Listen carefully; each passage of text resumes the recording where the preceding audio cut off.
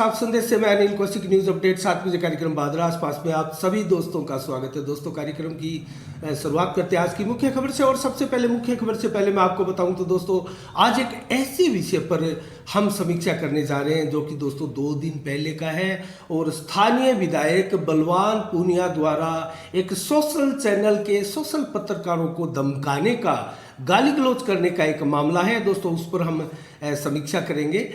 तो दोस्तों इससे पहले बादरा आसपास की समस्त घटनाओं का भी हम आज जिक्र करेंगे। और शुरुआत करते हैं दोस्तों आज की मुख्य खबर। और मुख्य खबर में सदैव हम दोस्तों आपको वैक्सीनेशन का और कोरोना से जुड़ा हुआ समाचार बताते हैं। दोस्तों भारत में तीसरा ओमिक्रॉन वेरिएंट पाया गया है दोस्तों गुजरात के जामनगर में। दोस्तों इससे पहले कर्नाटक के बेंगलुरु में 2 ओमिक्रॉन के वेरिएंट के जो ग्रसित है वो पाए गए थे दोस्तों, और उनको लेकर सतर्कता बरती जा रही थी। लेकिन ये तीसरा गुजरात के जामनगर में पाया गया है दोस्तों, जो कि कुछ दिन पहले जिम्बाब्वे से आया था। और उसका जब टेस्ट किया गया, कोरोना पॉजिटिव निकला, तो दोस्तों उसकी जांच भेजी गई। और जांच जब उसकी ओमिक्रॉन वेरिएंट को पुष्टि करने वाली मिली तो दोस्तों पूरे गुजरात में एक प्रकार से हड़कंप मच गया और पूरे गुजरात में एहतियातन कदम उठाए जा रहे हैं। और इनके संपर्क में, इस युवक के संपर्क में आए तमाम लोगों की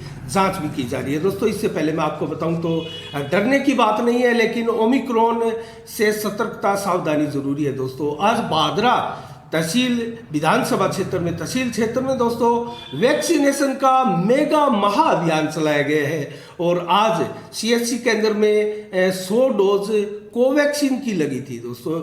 और इसके अलावा कोविशील्ड वैक्सीन की 25,770 डोज के लिए आज प्लान जारी किया गया था कल देर शाम को। और दोस्तों इसके लिए 96 केंद्र बादरा में बनाए गए। आप जिस किसी ने भी दूसरी डोज नहीं लगाई है दोस्तों, ऐसा अनुपात आ रहा है हनुमानगढ़ जिले से, राजस्थान से, पूरे भारत से दूसरी डोज लगाने में कोताही बरत रहे हैं सभी लोग। तो दोस्तों आपने 1 डोज लगा लिया तो वो दूसरी डोज भी आप तत्परता से लगाएं। और ओमिक्रॉन जैसी त्रासदी से और हेडेक से आपको अगर बचना है तो दोस्तों बूस्टर डोज भी इसके लिए आवश्यक होती है। और बूस्टर डोज आपको पता होना चाहिए, उसको लगती है जिसको 2 डोज नियम अंतराल के साथ लगी हो। तो कुल मिला के दोस्तों हमारा यही कहना है कि जल्द से जल्द वैक्सीनेशन आप अपना कंप्लीट करें। और इसके लिए मैं कहूँ तो बड़ी संख्या में 96 केंद्र बनाए गए दोस्तों। और डाबड़ी, गांधीबड़ी और भिराड़ी जैसे में तो सेंटर में बड़ी संख्या में वैक्सीन की डोज दी गई है दोस्तों। डाबड़ी में 1010 वैक्सीन की डोज दी गई, वहीं गांधीबड़ी में 2490 डोज दी गई है, और भिराड़ी में 750 डोज दोस्तों। इसके अलावा मैं आपको बताऊं तो आज हमारे पास जिस प्रकार की सूचना आई है, बड़ी संख्या में वैक्सीन की डोज बची है। और कल भी इसके लिए मेगा प्लान होगा। और कल भी आपके आसपास के सीएचसी सेंटरों में, विभिन्न केंद्रों में, स्कूलों के जो केंद्र बनाए गए हैं वहां दोस्तों वैक्सीनेशन होगा और आप वहां जाकर वैक्सीनेशन करवाएं। इसके अलावा दोस्तों मैं अन्य खबरों की ओर जाऊं तो छानीबड़ी के राजकीय उच्च माध्यमिक विद्यालय में एनएसएस का 1 दिवसीय शिविर आयोजित किया गया। और इस शिविर में दोस्तों कोरोना जागरूकता, कोविड टीकाकरण और मतदाता जागरूकता की विस्तार से जानकारियां दी गई। और दोस्तों स्वयंसेवकों की एक समूह टीम बनाकर दोस्तों विद्यालय में श्रमदान कार्यक्रम भी चलाए गए थे दोस्तों। इसके अलावा कार्यकारी प्रभारी मैं आपको बताऊं तो इस कार्यक्रम में कौन कौन थे: अनिल चौहान, साबराम टाक, इसके अलावा मोहन ढाका, रोहित जानी, सुशील खंडेलवाल, अजय पूनिया, संदीप चौहान, हनुमान प्रसाद, रविंद्र कुमार, ममता पूनिया और गायत्री वर्मा के अलावा दोस्तों यशवंत दानका और दुर्गा दत्त स्वामी के अलावा समस्त स्टाफ भी मौजूद रहे। और दोस्तों छात्र छात्राएं यहाँ बड़ी संख्या में मौजूद रहे। और दोस्तों कार्यवाहक प्रधानाचार्य जो है संदीप कुमार साहू, उन्होंने अपने विचार भी व्यक्त किए। और दोस्तों इस अवसर पर बच्चों को जो है विस्तार से शिक्षकों द्वारा जानकारियां दी गई, कोरोना के बारे में जागरूक किया गया, टीकाकरण के बारे में जागरूक किया गया, और मतदाता जागरूकता क्या है इसके बारे में विस्तार से बताया गया। इसके अलावा दोस्तों पिछले 5 दिनों से चल रहे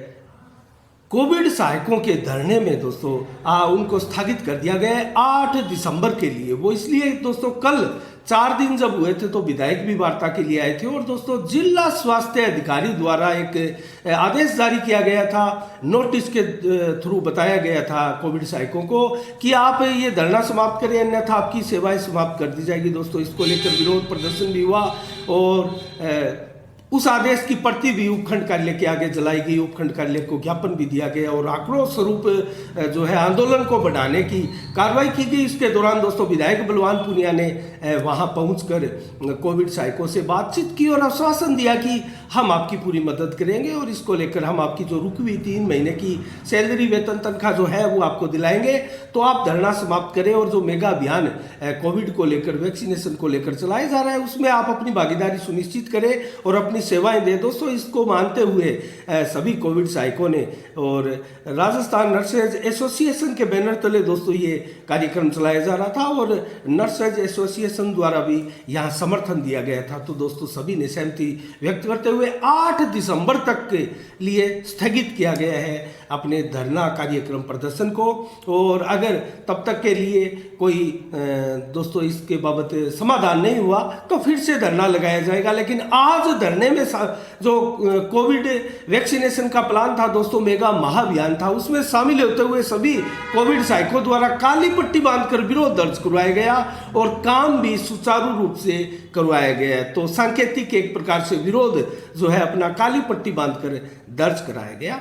तो इसको लेकर दोस्तों अन्य खबरों के बारे में मैं आपको बताऊं तो आज भारतीय नौसेना दिवस है दोस्तों आज, और आज इसको नेवी डे के रूप में भी कहा जाता है। और दोस्तों समुद्री सीमा की रक्षा करने वाले सैनिकों के सम्मान में ये भारतीय नौसेना दिवस अर्थात नेवी डे मनाया जाता है। दोस्तों 1971 में जब भारत पाकिस्तान का युद्ध हुआ था दोस्तों, तो उस समय कराची पर हमला हुआ था और उससे पहले एक मिशन के तहत एक ऑपरेशन ट्राइडेंट बनाया गया था दोस्तों, और उसको आज ही के दिन 4 दिसंबर को प्रारंभ किया गया था और ये ऑपरेशन जो है वो पूर्णतया सफल रहा था। और दोस्तों इसी को लेकर जो है मैं आपको बताऊं तो 3 दिसंबर को जंग शुरू हुई थी दोस्तों 1971 में भारत बनाम पाकिस्तान की, और ये बहुत ही करारी जंग थी और भारत ने दोस्तों करारा जवाब दिया था पाकिस्तान को।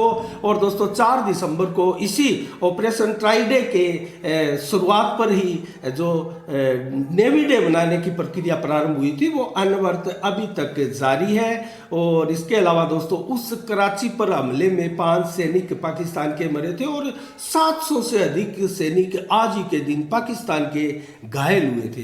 तो दोस्तों आज सूर्य ग्रहण भी था और ये इस साल का सबसे बड़ा सूर्य ग्रहण था दोस्तों। इसका आंशिक रूप से भारत में असर रहा, इसका भारत में कोई ज्यादा असर नहीं रहा था, लेकिन इस वर्ष का ये सबसे लंबा और अंतिम सूर्य ग्रहण था दोस्तों। तो इसके अलावा दोस्तों मैं अन्य खबरों की ओर रुख करूं तो आज कल 3/12 दिसंबर को कल निर्वाचन अधिकारी बार संघ द्वारा दोस्तों एक सूचना जारी की गई और ये सूचना जारी करके सभी बार संघ बादरा के जो एडवोकेट्स है, अधिवक्ता है दोस्तों, उनको सूचना दी गई, अवगत करवाया गया कि 24/12/2021 को बार संघ के चुनाव निश्चित है। तो दोस्तों जैसा कि आशंका थी, हमने पहले भी आपको बताया था, संभावनाएं व्यक्त की जा रही थी बार संघ के चुनाव दिसंबर माह में होने की। तो दोस्तों इसकी डेट जो है आगे चुनावी कार्यक्रम दोस्तों जल्द ही हमारे सामने आएगा। लेकिन इस सूचना में क्या कहा गया है निर्वाचन अधिकारी बार संघ द्वारा दोस्तों मैं आपको बताऊं तो 10/12/2021 तक ये सभी जो अधिवक्ता और एडवोकेट्स हमारे कार्यक्रम को देखते हैं, सुनते हैं साफ संदेश को, वो कृपया ध्यान दें। बादरा के समस्त एडवोकेट्स 10/12/2021 तक का सदस्यता शुल्क आप अविलंब जमा कराएं। जिसका सदस्यता शुल्क अभी तक जमा नहीं है वो प्रस्तावित 24/12/2021 के चुनाव में ना तो वोट दे पाएंगे और ना ही कोई पद ले पाएंगे और ना ही इस में खड़े हो पाएंगे, आप इसका प्रत्याशी बन पाएंगे। तो दोस्तों ये सूचना निर्वाचन अधिकारी बार संघ द्वारा दी गई है। तो इसका सभी एडवोकेट्स ध्यान रखें। और किसी भी अधिवक्ता की जो फीस सदस्यता शुल्क जमा नहीं है वो अविलंब सदस्यता शुल्क जमा करवाकर इस निर्वाचन प्रक्रिया में भाग ले। और दोस्तों मैं आपको बताऊं तो 3 नाम पहले हमारे सामने आए थे, एक चौथा नाम भी हमारे सामने आ रहा है बार संघ अध्यक्ष पद के चुनाव के लिए। तो दोस्तों ताराचंद मोटसरा का नाम हमने सुना है और बड़ा नाम है दोस्तों। इसके अलावा सुनील बेनीवाल का नाम भी एक बड़ा नाम है, जबकि महेंद्र जांगिड एडवोकेट का नाम भी है और महेश बंसल का एक नाम भी और आ रहा है दोस्तों। तो अध्यक्ष पद की ये जो जंग है ये रोचक होने जा रही है और दोस्तों हमारी नजरें इस पर बनी रहेगी और लगातार हम इसकी कवरेज भी लगातार करते रहेंगे। अन्य खबरों के अन्य खबरों में मैं आपको बताऊं तो दोस्तों आज एक दुखद घटना घटित हुई है गोगामेडी में। राम सिंह शेखावत गोगामेडी का निधन हुआ है दोस्तों। ये कौन थे मैं आपको बताऊं तो राष्ट्रीय राजपूत करणी सेना के राष्ट्रीय अध्यक्ष सुखदेव सिंह शेखावत उर्फ गोगामेडी के दोस्तों काकोसा थे और ये 61 वर्ष के थे। आज उनका कल देर शाम को उनका निधन हो गया था दोस्तों। आज उनका अंतिम संस्कार किया गया और उनका पार्थिव शरीर जो है आज 11:55 पे लगभग पंचतत्वों में विलीन हुआ। और दोस्तों जो बैठक है दोस्तों वो सुखदेव सिंह शेखावत के निवास स्थान गोगामेडी डाणी में ही आयोजित की जाएगी। तो दोस्तों ये पूरे गोगामेडी में एक प्रकार से शोक की लहर व्याप्त है और स्वयं सुखदेव सिंह शेखावत जो है 2 दिन पहले जयपुर में ही थे दोस्तों। देर शाम को वो चलकर जो है गोगामेडी में पहुंचे और आज अंतिम यात्रा में भाग ली। और दोस्तों मैं आपको बताऊं तो इस राम सिंह शेखावत जी की अंतिम यात्रा में दोस्तों बड़ी संख्या में गणमान्य जन राजनीतिक शख्सियतें शामिल हुई। और मैं आपको बताऊं तो 6 जुलाई 1961 को इनका जन्म हुआ था दोस्तों, 6 जुलाई 1961 को। और आज जब उनका देहांत हुआ है तो वो पूरे 61 वर्ष के थे। तो कुल मिला के 61 वर्ष की कम उम्र में ही उनका देहांत हुआ है और वो अस्वस्थ भी थे। तो इसके अलावा दोस्तों मैं आपको बताऊं तो बड़ा पूरा परिवार छोड़कर राम सिंह जी शेखावत जो है देवलोक गमन कर गए हैं। तो बड़ी संख्या में यहाँ आने जाने वाले लोगों का तांता जो है लगा हुआ है दोस्तों। हम देख रहे थे आज बड़ी संख्या में भीड़ जो है गोगामेडी में उनकी अंतिम यात्रा में उमड़ी थी। इसके अलावा दोस्तों मैं अन्य खबरों के बारे में बताऊं तो आज बरवाना गांव में प्रशासन गांव के संग अभियान के तहत जल शक्ति अभियान के तहत दोस्तों मुख्य खंड अधिकारी मंजीत ढाका की अध्यक्षता में एक ऐसा कार्यक्रम जल शक्ति के रूप में चलाया गया दोस्तों। लोगों को शपथ दिलाकर जल बचाओ आंदोलन के तहत दोस्तों जल की अहम भूमिका के लिए लोगों को बताया गया, सचेत कराया गया और जल संरक्षण किस प्रकार से करें दोस्तों इसके ऊपर वक्ताओं ने जो है विस्तार से जानकारियां दी। और इस कार्यक्रम में मंजीत ढाका के अलावा डॉक्टर सुरेंद्र सिंह और सरपंच प्रतिनिधि जय सिंह इंदलिया के अलावा शंकर लाल, अशोक कुमार और खुशी राम के अलावा कुलदीप, पारुल, निशांत व पवनेश यादव के अलावा राष्ट्रीय युवा स्वयं सेवक मनीष कुमार जो कि ऐसे सभी कार्यक्रमों में सर्वप्रथम अग्रिम पंक्ति में मिलते हैं दोस्तों। इसके अलावा राजेश बांबू, जयदीप थालोड़ आदि अनेकों लोग उपस्थित रहे। इसके अलावा दोस्तों राजेंद्र फौजी जो रिटायर्ड फौजी हैं एक सामाजिक कार्यकर्ता है दोस्तों, उन्होंने लोहारों की बस्ती में मोहल्ले में जाकर वहां गंदगी और कीचड़ से दोस्तों बुरी तरह से जो हाल बना हुआ था और उसको लेकर डेंगू की बीमारियां, डेंगू के मच्छर जो है बड़ी संख्या में वहां पनपते हुए बताए गए। और वहां इसका मामला उठाते हुए दोस्तों उपखंड महोदया को एक ज्ञापन प्रेषित कर मांग की गई कि यहाँ साफ सफाई नियमित रूप से करवाई जाए दोस्तों। इसको अलावा मैं एक बात और बताऊं आपको तो वार्ड नंबर 9 क्यामखा निवास में भी बड़ी संख्या में दोस्तों इस प्रकार से साफ सफाई से लोग तरसत नजर आए। और शकील अहमद ने भी आरोप लगाया कि वार्ड नंबर 9 में पिछले 20 से 25 दिनों से कोई भी सफाई कर्मी नहीं आया दोस्तों। इन्होंने राजस्थान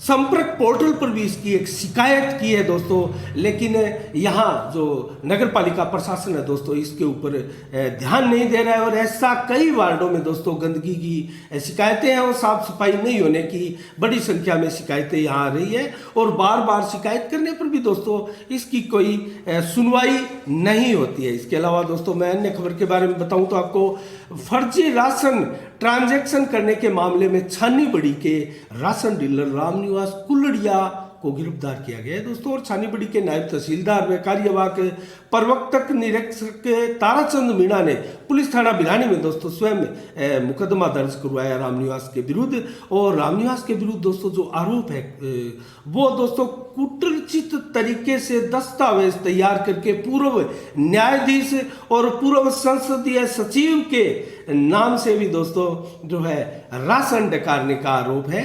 तो ऐसा ये संगीन आरोप लगाते हुए जो है उनकी गिरफ्तारी की गई है। और सामाजिक कार्यकर्ता विकास चौधरी ने दोस्तों इसको लेकर 25 जनवरी 2021 को जिला रसद अधिकारी से शिकायत की थी राशन डीलर रामनिवास कुलड़िया की। तो इसको लेकर ये कार्रवाई की गई है। और डोभी गांव में दोस्तों राजकीय पशु चिकित्सालय भवन निर्माण की मांग की गई है स्थानीय डोभी गांव में। और विधायक बलवान पुनिया को इसको लेकर रूपचंद बामनिया ने ज्ञापन दिया है। और इस ज्ञापन में दोस्तों ये भी बताया गया है कि स्वीकृत हुए 3 से 4 वर्ष हो चुके हैं, लेकिन अभी तक पशु चिकित्सालय का भवन निर्माण नहीं हुआ है। जबकि डोभी गांव से बाद में दोस्तों इसकी एप्लीकेशन आने वाले कई गांवों में इस प्रकार के निर्माण हो चुके हैं, लेकिन हमारे डोभी गांव में अभी तक इसकी कोई सुनवाई नहीं हुई है। और स्वयं विधायक द्वारा भी कई बार गांव में आकर इसकी घोषणाएं भी की जा चुकी है दोस्तों। इसको लेकर कोई कार्रवाई अभी तक नहीं की गई है। इसके अलावा दोस्तों मैं अन्य खबरों के बारे में आपको बताऊं तो Pacific academy of higher education and research university Udaipur के एक विधि विभाग में शोध कर रहे सुनील कुमार मिश्रा को दोस्तों आज डॉक्टरेट की उपाधि से नवाजा गया है। और दोस्तों साथ ही इसके अलावा INC research excellence gold award से भी उनको नवाजा गया है। और इस समारोह में दोस्तों मुख्य अतिथि थे पूर्व vice chancellor national law university Assam के प्रोफेसर युगल किशोर। और इसके अलावा दोस्तों पैसिफिक लॉ विभाग के अध्यक्ष प्रोफेसर सुभाष शर्मा भी इस कार्यक्रम में मौजूद रहे। और सहायक प्रोफेसर रत्ना सिंसोदिया आदि अनेकों शख्सियतें इस कार्यक्रम में दोस्तों उपस्थित रही। और सभी ने डॉक्टर सुनील मिश्रा को उज्जवल भविष्य की कामना के लिए शुभकामनाएं प्रेषित की। इसके अलावा दोस्तों मैं अन्य खबरों के बारे में आपको बताऊं जल्दी से। तो उपखंड अधिकारी को ज्ञापन दिया गया कल दोस्तों। किसान सभा का एक आंदोलन प्रारंभ किया गया है। और इस किसान सभा के आंदोलन के बैनर तले ही नौर बादरा और राउत सर का जो लगभग 600 करोड़ रुपए का बीमा क्लेम बाकी है दोस्तों, उसको लेकर ज्ञापन दिया गया है। हम आपको बताएं तो दोस्तों चूरू जिले के सांसद राहुल कस्वां द्वारा भी इसी सप्ताह दोस्तों संसद भवन में भी नौर बादरा और राउत सर के लगभग 550 करोड़ के बीमा क्लेम का मुद्दा उठाकर जल्द से जल्द बीमा क्लेम किसानों को दिलाने की मांग भी की गई थी। और इसी सिलसिले में दोस्तों इसी मांग को उठाते हुए बलवान पुनिया के नेतृत्व में किसान आंदोलन के बैनर तले दोस्तों 2020-21 का रबी फसल का बीमा क्लेम दिलाने की मांग की गई है। और मात्र 18 करोड़ रुपए की राशि जारी की गई है, जबकि 600 करोड़ से अधिक की बीमा क्लेम राशि किसानों की क्षेत्र की बाकी है दोस्तों।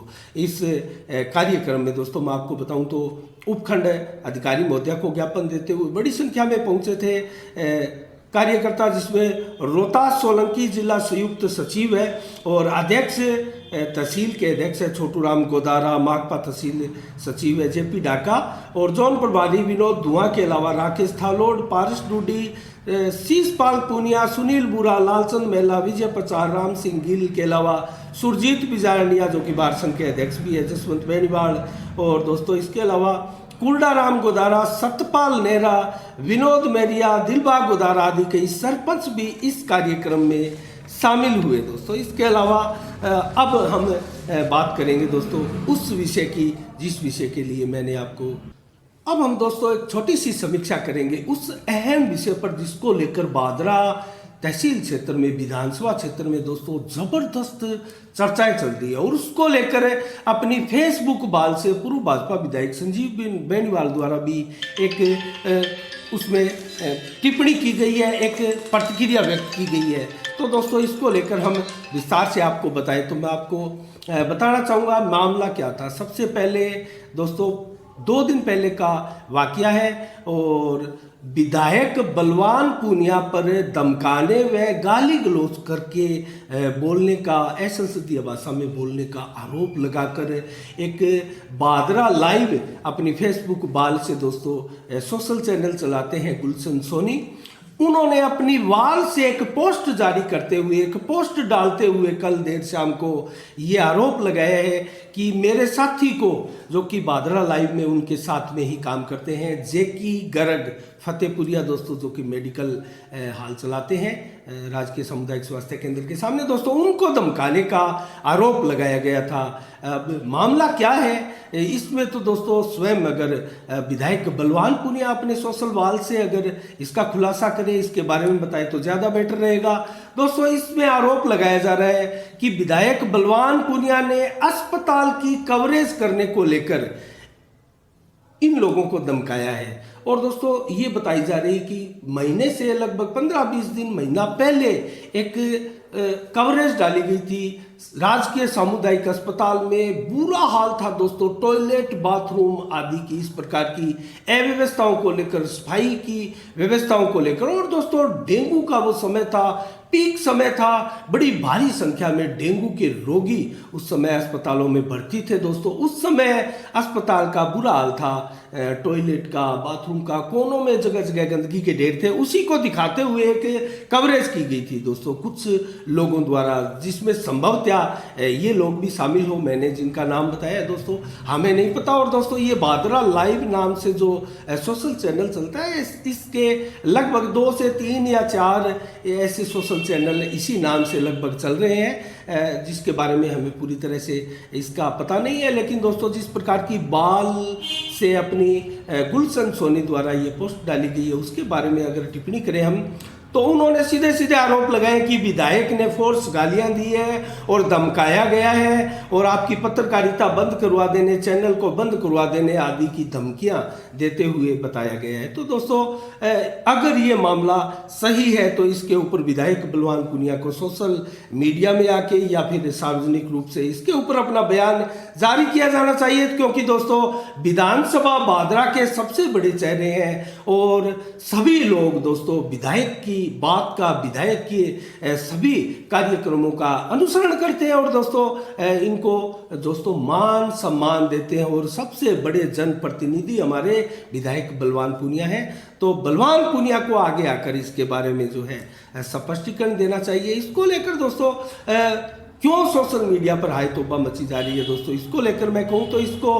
चुनाव से भी जोड़ा जा सकता है, क्योंकि पूर्व भाजपा विधायक संजीव बेनीवाल ने भी अपनी फेसबुक वाल से एक पोस्ट डाली और उसमें लिखा कि जनप्रतिनिधि का शर्मनाक रवैया। और बादरा लाइव के पत्रकार बंधुओं को मैं आश्वस्त करना चाहता हूं कि हम सभी बादरा की जनता आपके साथ है और आप निर्भर होकर बिना डरे एवं बिना रुके आमजन के मुद्दों को उठाते रहिए। तो दोस्तों ये भी काफ़ी चर्चा का विषय है और मैं आपको बताऊं तो सोशल मीडिया पर इस प्रकार की पोस्टों की बयार आई हुई है। तो इस मामले में क्या हकीकत है क्या नहीं है दोस्तों, इसका खुलासा तो स्वयं विधायक बलवान पूनिया कर सकते हैं बेटर तरीके से। और जिस प्रकार की एक चर्चा और भी आई थी दोस्तों कि इसका कोई वीडियो है इन लोगों के पास, लेकिन हमारे सामने नहीं आया और ना ही ऐसा कोई सुनने में आया कि ऐसा वीडियो वाकई में ही है। इसकी चर्चा जरूर हमने सुनी थी। तो इसको लेकर स्वयं दोस्तों विधायक बलवान पूनिया को अपनी फेसबुक वाल से या सोशल मीडिया से इसका खुलासा करना चाहिए। और वाकई ऐसे शब्द विधायक बलवान पूनिया द्वारा कहे गए हैं तो दोस्तों ये तो आम जन का एक स्वतंत्र अधिकार है। कोई भी आदमी जो है, बोलने की आज़ादी दोस्तों, अभिव्यक्ति की आज़ादी सभी को है, सभी अपनी आवाज़ जो है बुलंद कर सकते हैं। तो कुल मिला के अगर उन्होंने भी, उनको अगर पत्रकार विधायक द्वारा ना भी माना जा रहा है तो दोस्तों उनको राइट है कि वो आमजन की किसी बात को सोशल प्लेटफार्म पर उठा सकते हैं, रख सकते हैं, और ऐसा ही उन्होंने किया भी होगा दोस्तों। उसको लेकर अगर उनको धमकियां दी जाती है तो ये विधायक एक जनप्रतिनिधि का बहुत ही गलत, गैर जिम्मेदाराना बयान हम मानते हैं। और इसको लेकर अगर ये सही है तो विधायक बलवान पुनिया को इसके लिए सार्वजनिक रूप से सॉरी फील करनी चाहिए, माफी मांगनी चाहिए। हम साफ संदेश के माध्यम से ऐसा आह्वान विधायक बलवान पुनिया से करना चाहेंगे कि आप सोशल मीडिया पर आकर करें या फिर आप सार्वजनिक रूप से भी इसका खुलासा करें, इसकी स्थिति जो है स्पष्ट करें, अन्यथा आपके विरुद्ध जिस प्रकार का अभियान चल रहा है उससे एक नेगेटिव चीज सोशल मीडिया पर और चर्चा में, आम चर्चा में दोस्तों जा रही है। तो हम इसको कतई उपयुक्त नहीं मानते हैं, ये विधायक के हित में भी होगा और दोस्तों जो पूर्व विधायक या विपक्षी जो भी नेतागण इसको बुला रहे हैं दोस्तों, उसको भी कम से कम विराम मिले। तो इसके अलावा दोस्तों आज की समीक्षा में इतना ही। हम जल्द से आपको कल आज के मौसम के और कल के मौसम के बारे में, मिजाज के बारे में बताएं। तो आज 4 दिसंबर को दोस्तों दिन भर बादलों की लुका छिपी रही और बादल कोई ज़्यादा भी नहीं थे, मौसम साफ था, तेज धूप भी निकली थी। रात्रि को 20 से 23 डिग्री का टेम्परेचर आज रहने वाला है। 4 से 7 किलोमीटर की रफ्तार से हवाएं भी चलने वाली है, लेकिन बादल नहीं होंगे, मौसम बिल्कुल साफ होगा। कल 5 दिसंबर को दोस्तों 16 से 23 डिग्री टेम्परेचर सुबह रहेगा, दोपहर को 24 से 26 डिग्री टेम्परेचर रहेगा, 20 से 24 डिग्री टेम्परेचर कल शाम को रहेगा और 7 किलोमीटर की रफ्तार से हवाएं चलेगी। जबकि बादल जो है 19% छाए रहेंगे, उसके बाद में दोपहर को 12 और शाम तक 22% बादल छाए रहेंगे। लेकिन कुल मिला के मौसम आप साफ ही मानिए, बरसात की आशंकाएं नहीं है। रात्रि को भी 17 से 19 डिग्री टेम्परेचर रहेगा, बादल बिल्कुल नहीं रहेंगे, मौसम साफ रहेगा और 4 से 7 किलोमीटर की रफ्तार से हवाएं चलेगी। तो दोस्तों आज के शाम के 7 बजे के कार्यक्रम में इतना ही।